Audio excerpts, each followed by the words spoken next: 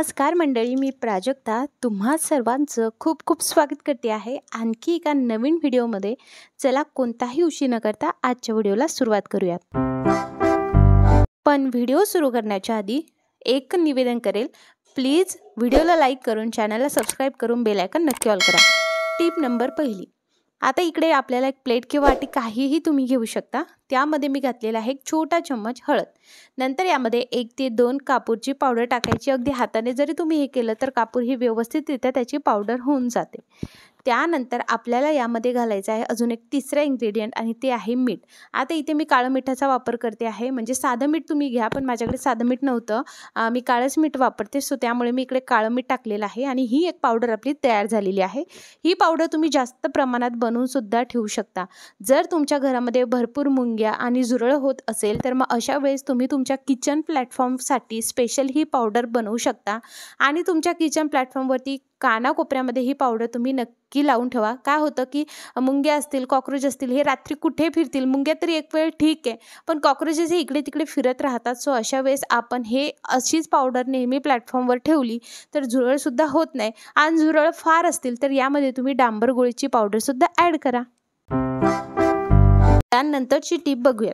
इकडे मी एक वाटी घेतली आहे, त्यामध्ये मी घातला आहे अर्धा ग्लास पाणी। असं काय नाही यामध्ये पाण्याचं प्रमाण। त्यानंतर टाल्कम पावडर, जी पावडर तुम्ही वापरत आहात ती पावडर तुम्हाला इकडे घ्यायची आहे, थोडीशी पावडर यामध्ये टाकायची आहे। हे आपलं मस्त एक सोपं सोल्युशन तयार झालेलं आहे। पावसाळा म्हटलं तर पाऊस भरपूर पडतो, मग अशा वेळेस काय होतं की कपड्यांमधनं कुंबट वास येतो, आपल्या घरामध्ये जे फर्निचर असतात त्यामधनं कुंबट वास येतो आणि संपूर्ण घरामध्ये कुंबट वास येतो। मग काय करू शकता तुम्ही, असं टाल्कम पावडर घेऊन, पाणी घेऊन हे अगदी नॅचरल रूम फ्रेशनर तयार करू शकता। कपड्यांमधून सुद्धा खूप कुंबट वास येत असेल तर त्यावरती सुद्धा तुम्ही हा जो काही आपला स्प्रे आहे तो स्प्रे करू शकता। अशा पद्धतीचे सोफे असतील, जर लहान मुलं असतील, सू वगैरे केली असेल, एखाद्या वेळेस खूप वास येत असेल, कुंबट वास येत असेल तर त्यावरती सुद्धा तुम्ही असं फवारू शकता।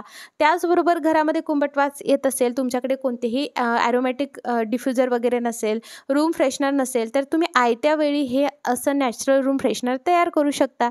एकदम जबरदस्त आहे, कानाकोपऱ्यात मारलं तर अगदी स्ट्रॉंग स्मेल येत नाही, पण सायलेंट स्मेल नक्की येतो आणि इमर्जन्सीच्या वेळेस तुम्ही हे वापरू शकता।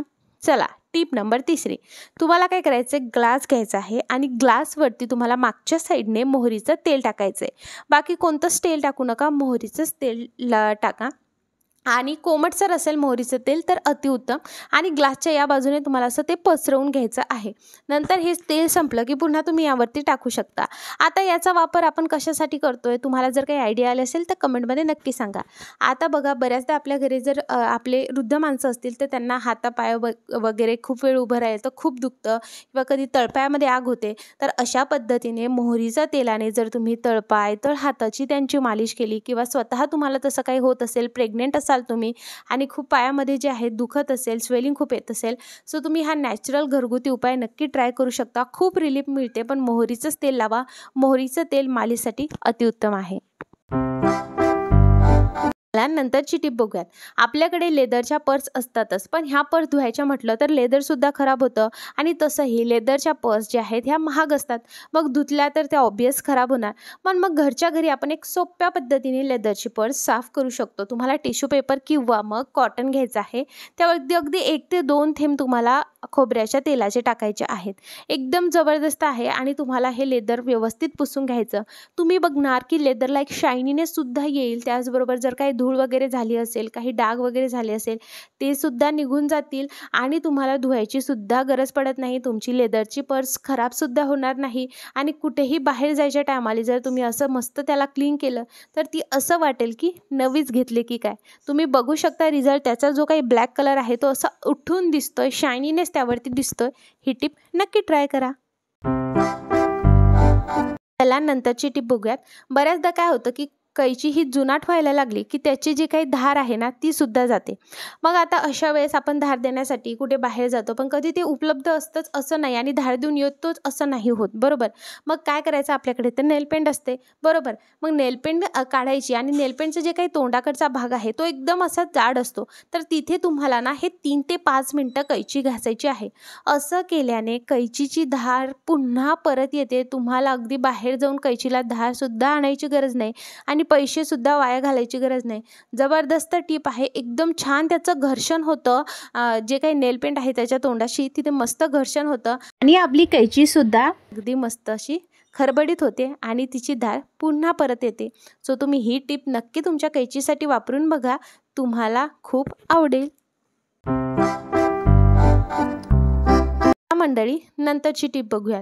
तर इकडे ना आपल्याकडे हँगर तर असतं. कोणाकडे तुमच्याकडे स्टीलचं असेल किंवा असं प्लास्टिकचं असेल, कोणतंही हँगर चालेल.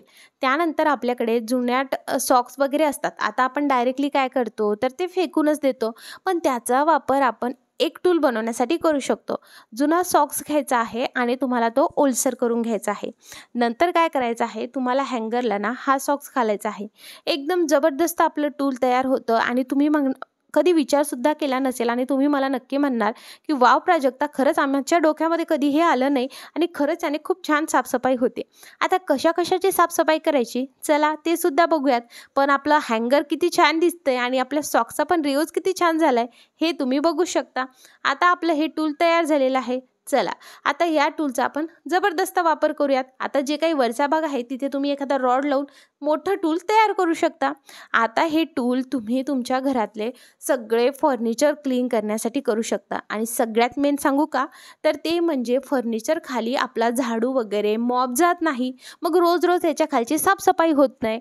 मग अशा वेळेस त्याखाली खूप धूळ साचते. मग ही धूळ साफ करण्यासाठी तुम्ही हा जो काही ओला केलेला सॉक्स आहे हा हँगरच्या साह्याने असा आत टाकला तर जी काही धूळ आहे ती सॉक्सला लागते आणि जी फर्निचर खालची साफसफाईसुद्धा होते. त्याचबरोबर आपण असं काही फर्निचर ठेवतो तर त्याच्या मागे मात्र रोज झाडू जात नाही आणि मग अशा वेळेस तुम्ही या हँगरचा आणि सॉक्सचा वापर करून ते सुद्धा स्वच्छ करू शकता आणि ते सुद्धा साफ होतं. हप्त्यातून एकदा तुम्ही हँगरचं आणि सॉक्सचं हे टूल बनवून अशा पद्धतीने जर तुमचं कानेकोपरे व्यवस्थित साफ केले. आता कानेकोपरे कोणते की जिथे झाडू जात नाही, मॉप जात नाही, नेहमी व्यवस्थित साफसफाई करता येत नाही, जसं की तुम्हाला आता दिसतं इथे ना झाडू जाऊ शकत ना काही जाऊ शकतं, पण इकडे हँगर मात्र व्यवस्थितरित्या जाऊ शकतं.